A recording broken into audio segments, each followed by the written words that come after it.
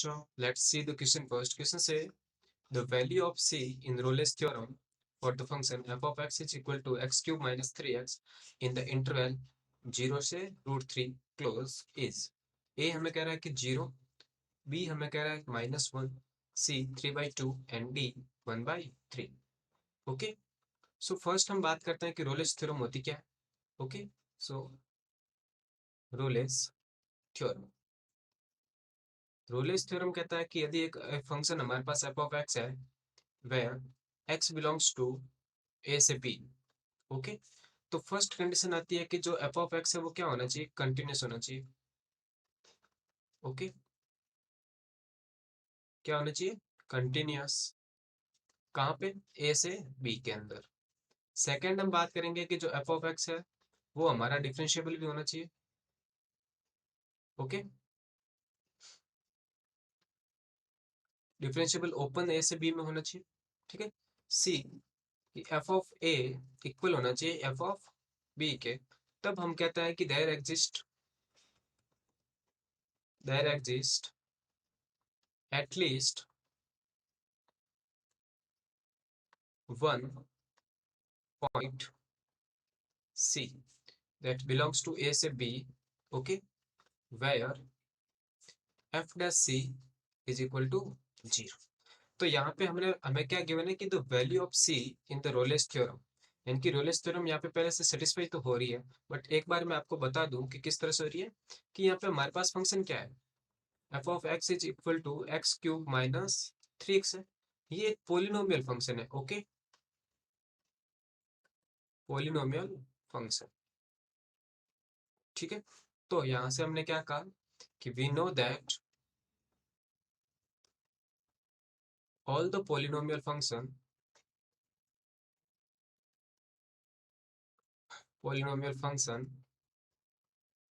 is continuous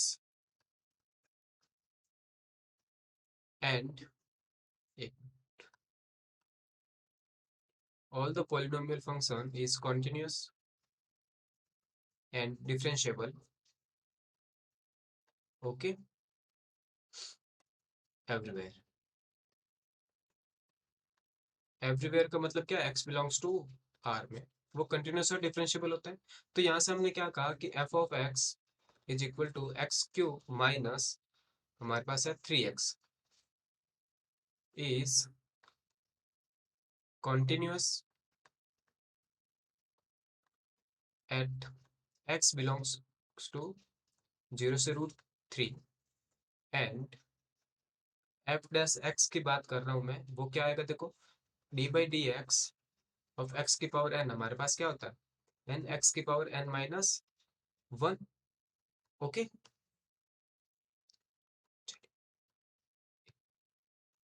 ये हमारे पास formula होता है. तो यहां से हमारे पास देखो क्या आएगा, 3x² minus 3 which exist x belongs to 0 से √3.